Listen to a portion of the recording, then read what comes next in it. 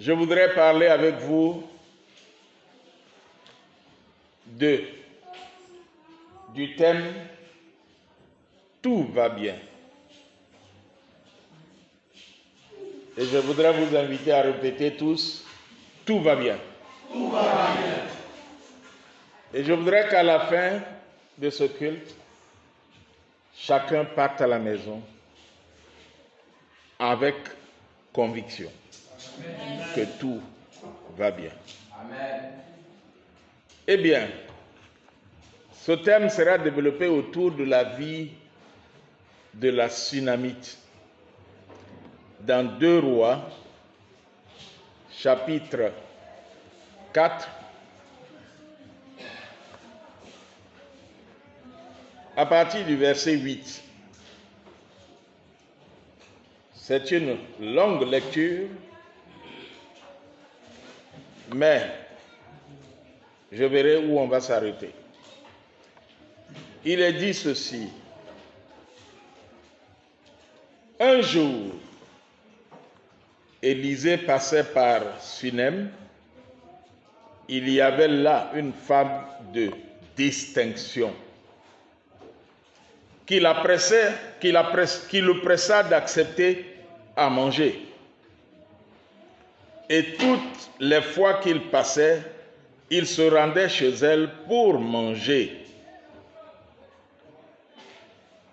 Elle dit à son mari, « Voici, je sais que cet homme qui passe toujours chez nous est un saint homme de Dieu.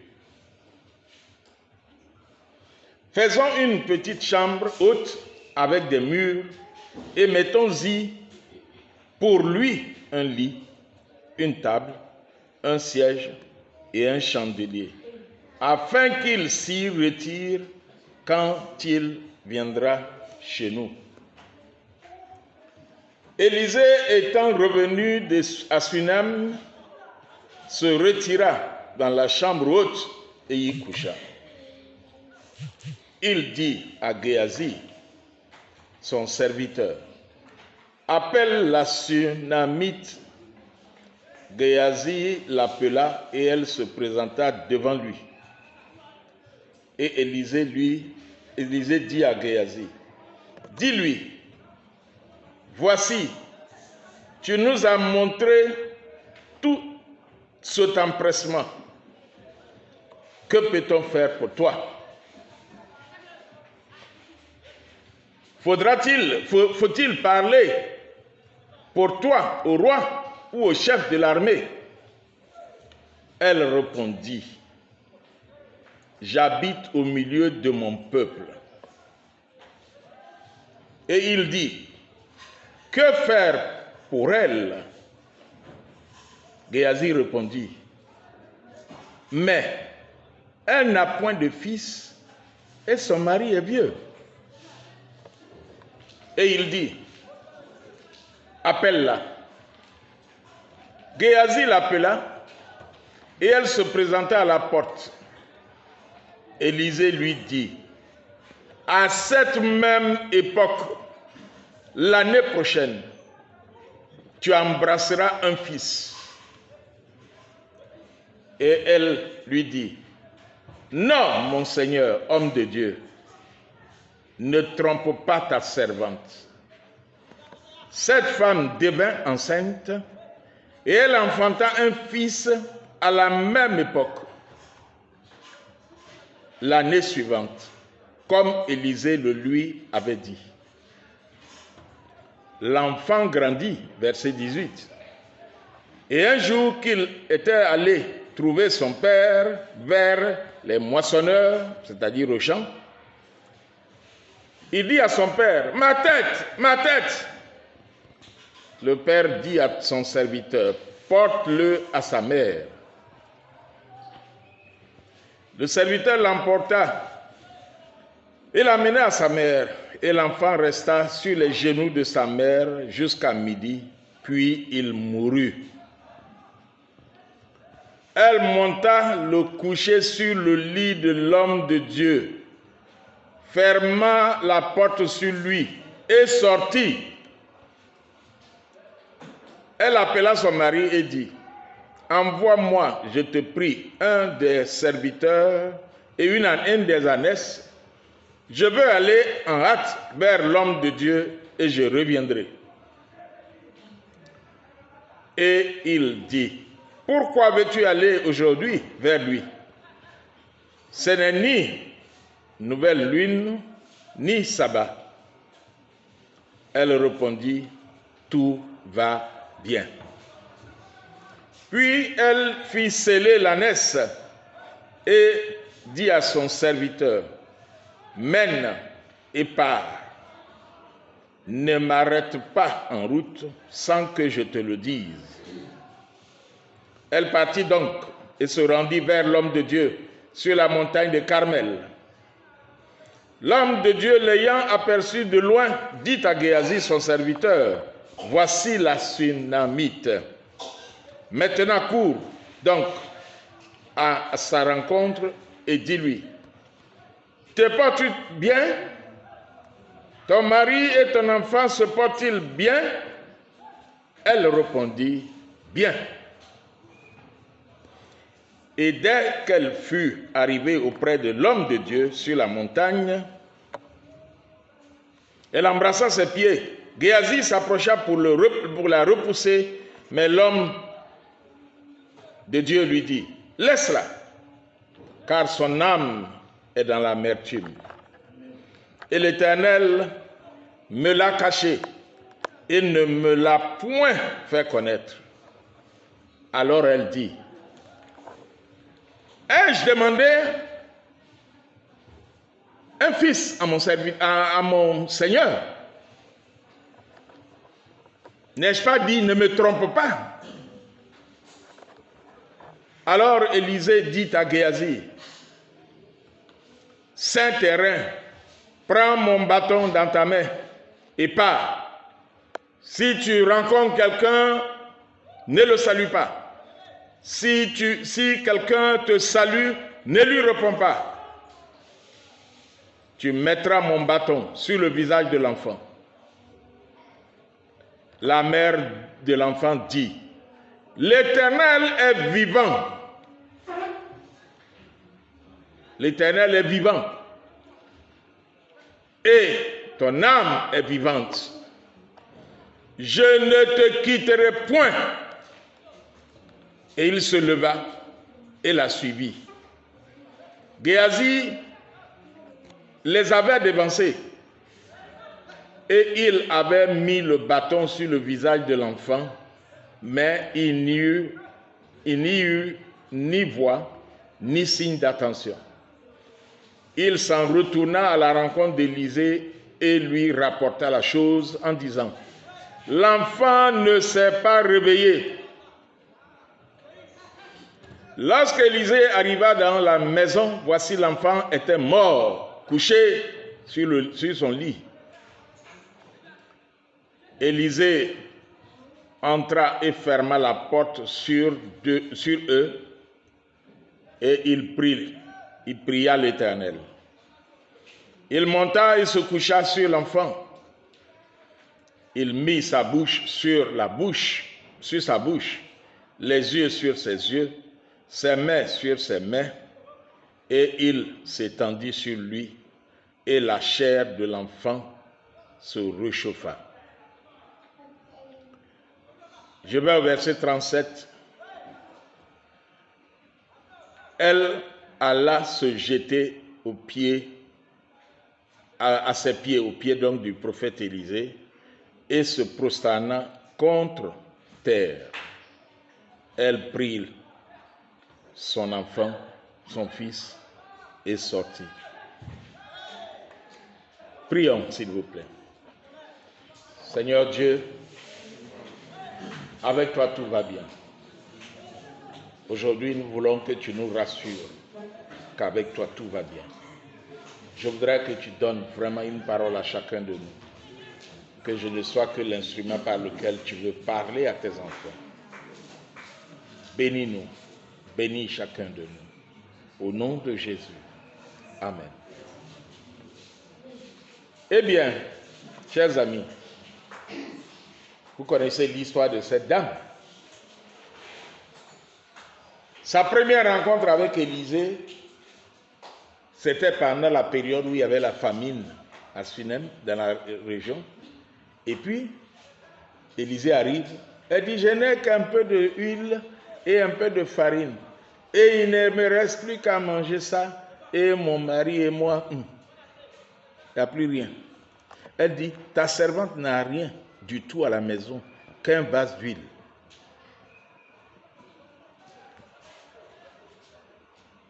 Et il lui a dit,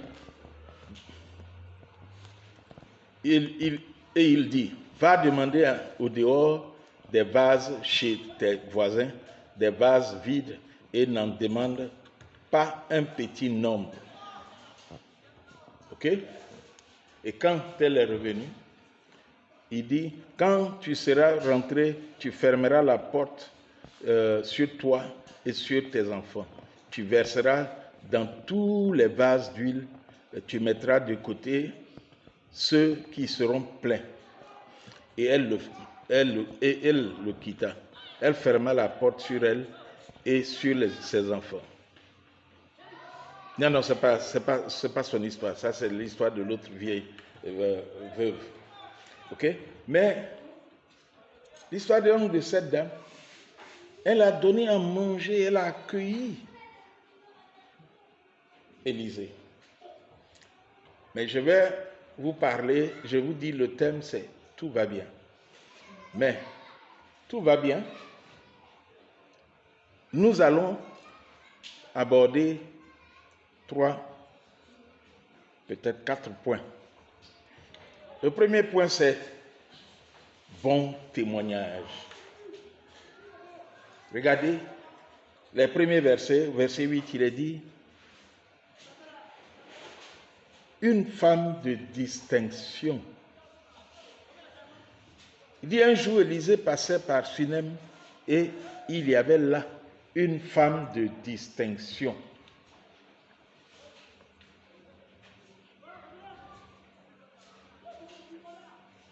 Le quartier où tu habites là, qu'est-ce qu'on dit de toi?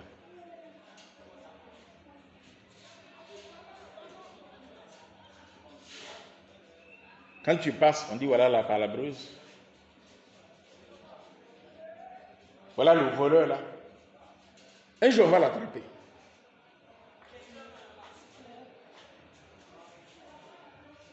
Voilà le gars qui envoie toujours son enfant venir voler la viande dans notre casserole. C'est lui qui passe. Mais on dit, toi tu n'entends pas, mais tout le quartier est au courant.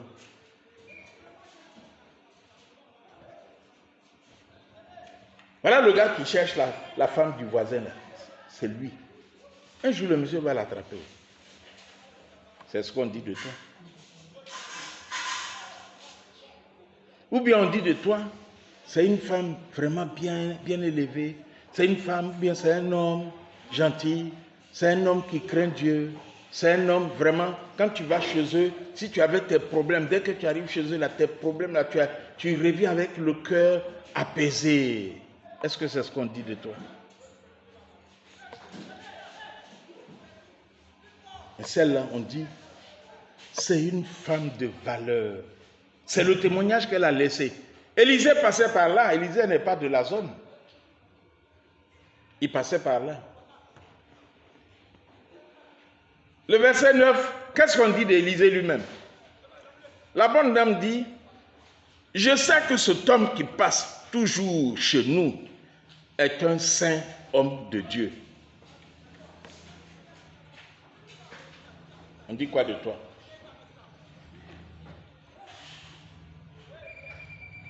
On dit de toi, voilà le voyou là. Ah, celui-là, il ne va jamais changer. Depuis qu'on est dans le quartier là, il a toujours été voyou. Il a toujours été comme ça.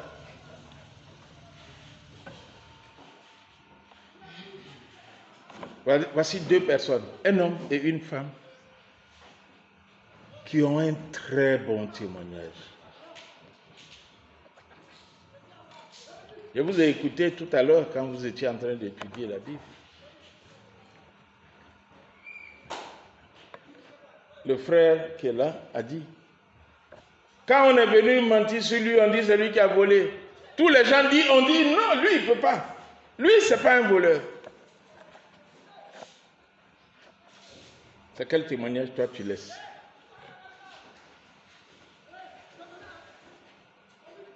Si c'était toi, peut-être qu'il y a certains qui allaient dire, on dirait piège l'a mordu aujourd'hui, on l'a attrapé. Depuis il fait ça là. Waouh! Aujourd'hui la piège là, vraiment, je ne sais pas où ils ont trouvé piège qu'ils ont utilisé la mer. On a attrapé le voleur qu'on cherchait toujours à attraper.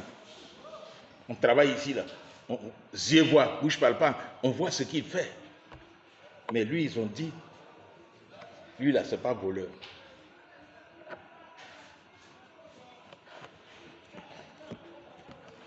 Parce que chacun de nous marche, mais on ne sait pas qui nous voit. Quand tu sors de chez toi, là, il y en a qui sont dans leur maison, ils te voient sortir par la fenêtre, en train de partir. Il y en a qui sont dans leur grosse ville, là, ils te voient partir. Quand tu fais les mauvaises choses, tu penses que personne ne te voit, mais la Bible dit un jour, ça sera prêché sur les toits. Personne ne t'a vu. Toi, tu as l'impression que personne ne t'a vu, mais le monde t'a vu.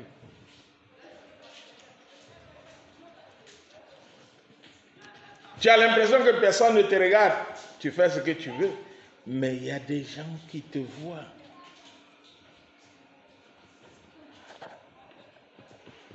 Et il y a des gens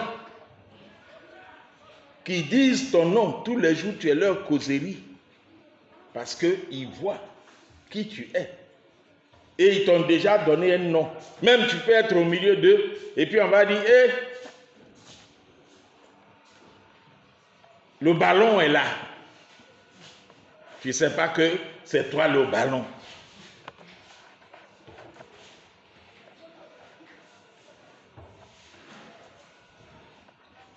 Tu peux rentrer dans un milieu, on dit, ah, le trou a été creusé. Et ça veut dire, le voleur est là. Chacun n'a qu'à garder bien son porte-monnaie. Et tu ne sais pas que c'est toi le trou qui a été creusé. Parce que tu viens d'arriver, donc le trou a été creusé. Et tout le monde a compris ce langage, sauf toi. Parce que tout le monde sait que partout où tu passes, il y a quelque chose qui disparaît. C'est quel témoignage tu as?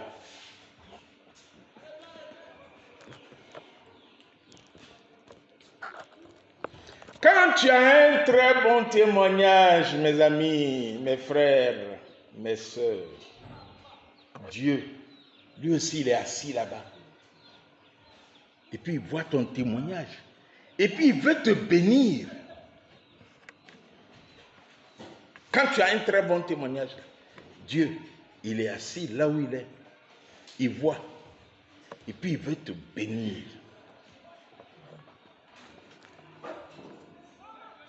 Job, Dieu a dit, il y a ici dans ce peuple-là un homme droit, intègre et craignant Dieu. C'est ce qu'il a dit de Job.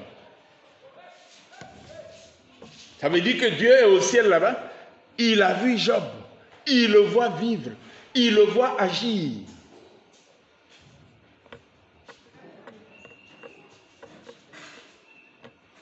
Tu es dans ton lieu de travail, tu fais des petits coups bas. Tu penses que personne ne te voit. De temps en temps, tu bois un peu la boisson du patron en cachette. Personne ne te voit. De temps à autre, tu es servante quelque part, tu voles le riz, la sardine, les petits conserves de ton patron. Personne ne te voit. Tu dis, ah, c'est une grâce que Dieu a fait, c'est beaucoup. Si je prends un peu pour aller donner à mes enfants, je n'ai pas fait de péché. Personne ne te voit, mais il y a Dieu qui te voit.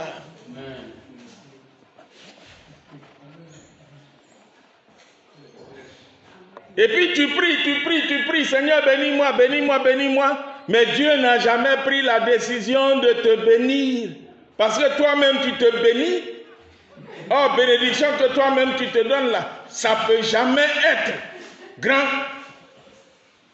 comme ce que Dieu veut te donner. C'est une femme de distinction. C'est un homme, un saint homme de Dieu. Et toi? C'est un grand chrétien voleur.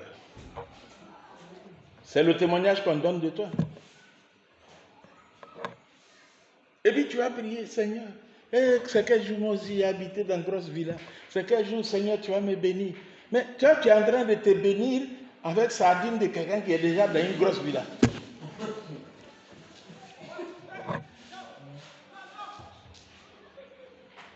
Moi, j'avais une servante, une femme d'un certain âge qui a 4 enfants. J'ai voyagé et j'ai acheté des boîtes de conserve. Mon magasin, je ne fermais pas. Maintenant, j'ai mis clé. À ce moment-là, je ne fermais pas. Je n'ai jamais mangé les conserves qui étaient dans le sachet. Elle a pris. Tu lui demandes, elle dit, il n'a rien. Moi-même, j'ai emmené. Et puis, j'ai vu ça dans la maison. Et puis, je n'ai jamais goûté une seule boîte dedans.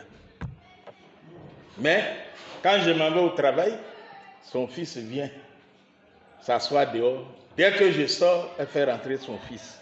Elle prend ma nourriture pour aller donner à ses enfants. Comment Dieu va te bénir? Comment Dieu va s'asseoir et puis il va réfléchir comment j'ai béni cette personne, ou bien ce monsieur, ou bien cette femme. Mais celle-là, il est dit au verset 14, que le serviteur de Dieu dit, que faire pour cette femme de distinction? Qu'est-ce qu'on peut faire pour cette femme de distinction?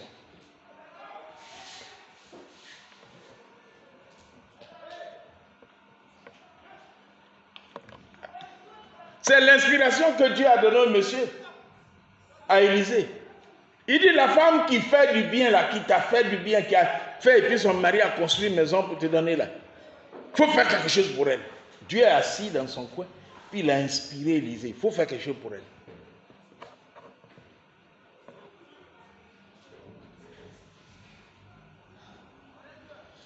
Elle n'a pas volé, elle a pris pour elle. Elle aurait pu dire, mon mari, il faut construire une maison. On va chercher mon grand-père, ma grand-mère. Même s'ils sont morts, on va les ressusciter. Ils vont venir dormir dans la maison là. Pourquoi tu vas prendre ça pour donner serviteur de Dieu? Non. Elle peut dire, moi-même, là où je travaille là, il y a beaucoup de briques, il y a beaucoup de ciment. Et si je prends un peu pour venir, on va prendre pour construire une maison, pour donner à l'homme de Dieu. C'est du vol. Comment Dieu va la bénir? Mais elle a pris pour elle, pour bénir l'homme de Dieu.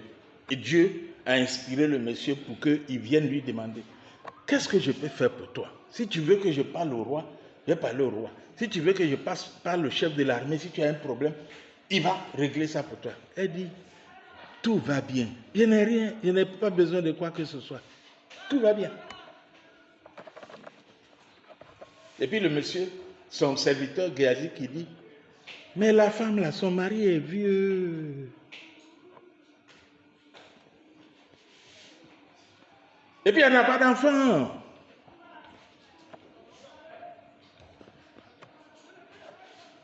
Il lui dit, madame, l'année prochaine, quand je vais passer ici, là, tu seras en train de pouponner un enfant. Tu seras béni. Mais si tu avais pris l'habitude de te bénir toi-même en volant à gauche, à droite, c'est que tu t'es déjà béni.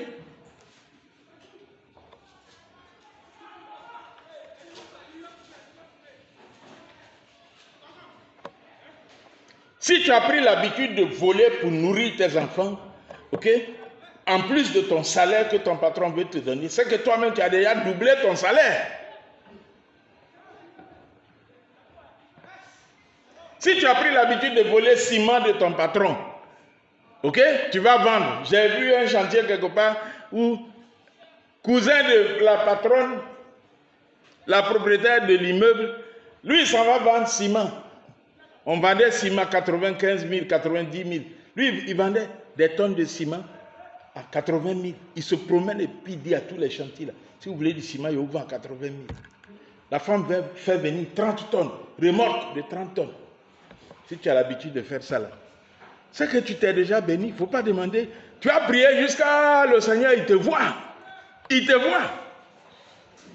Tu as prié, Seigneur, bénis-moi. Oh, l'argent que tu gagnes comme ça là, mais ça ne profite pas bien. Quand tu gagnes ça comme ça, tu te dis, demain, je vais gagner encore. Donc, demain, madame va faire venir 30 tonnes de ciment, je vais gagner encore. Et puis, tu vas t'amuser, ta femme va s'amuser, et ta femme est contente, elle bénit Dieu. Eh Seigneur, gloire à toi, tu as permis mon mari, il est quelque part où il peut voler du ciment, et puis vendre, et puis on devient, on mange bien.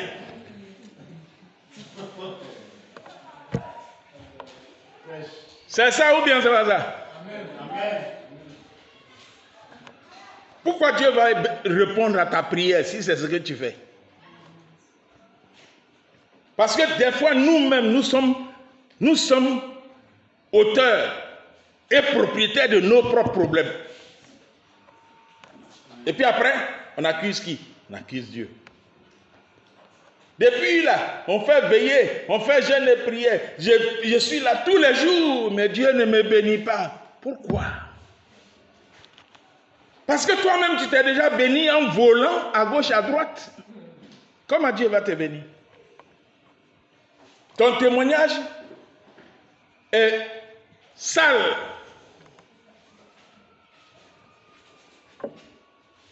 Vous avez vu? La dame, elle a fait du bien. Et puis Dieu l'a calculé. Elle a fait du bien. Et puis Dieu l'a calculé. Or toi, si tu fais du mal, tu vas jeûner 40 jours, 40 nuits, sans boire de l'eau, sans manger. Pendant que tu pries là, hein, Dieu, il passe son temps à s'occuper de ceux qui ont un bon témoignage. Donc il ne te voit même pas. C'est-à-dire que tu es en train de maigrir pour zéro. Quand tu fais jeûne 40 jours pour zéro. Puisque tu nages dans le péché et puis tu jeûnes.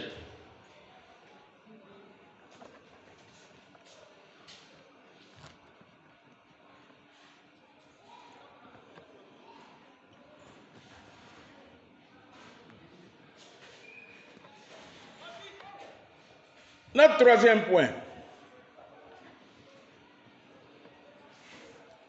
La foi de la dame. Elle dit. On lui demande. Elle n'a pas demandé. Hein. C'est Dieu qui lui a donné un enfant. Donc Dieu l'a béni. Dieu a pris l'initiative à travers son serviteur de la bénir. Et puis voilà, l'enfant a grandi. Et puis un jour on dit l'enfant est mort.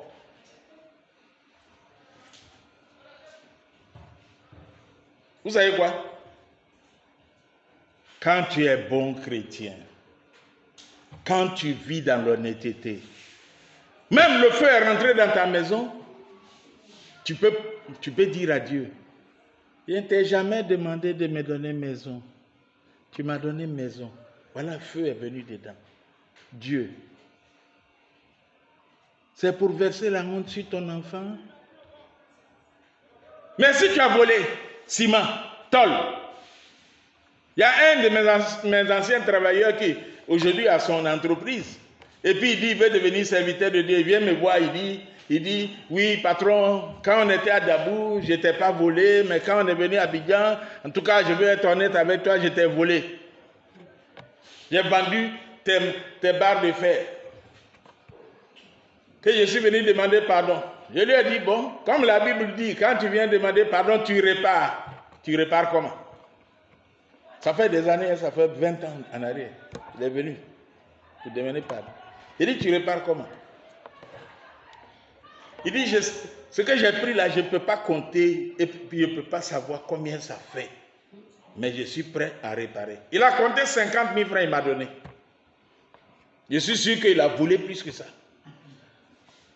Si tu te rends compte que tu es dans ça, va régler ça tout de suite. Parce que tu as bloqué ta bénédiction. Tu as bloqué. Peut-être qu'il y a longtemps que Dieu allait te faire grâce. Tu n'allais plus dormir dans la cabane. Peut-être qu'il y a longtemps, Dieu allait te faire grâce. Tu allais avoir un enfant. Peut-être qu'il y a longtemps, Dieu allait te faire grâce. Tes enfants allaient réussir à l'école. Mais toi-même, tu t'es béni avec des malédictions.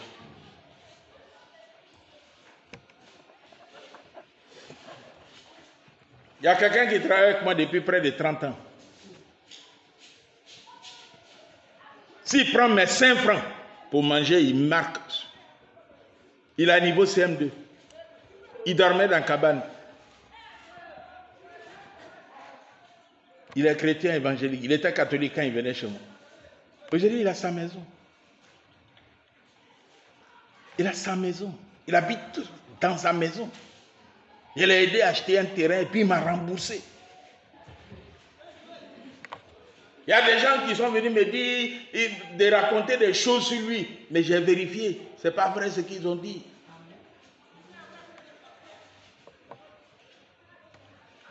Il y a quelques années en arrière, je lui ai offert une voiture.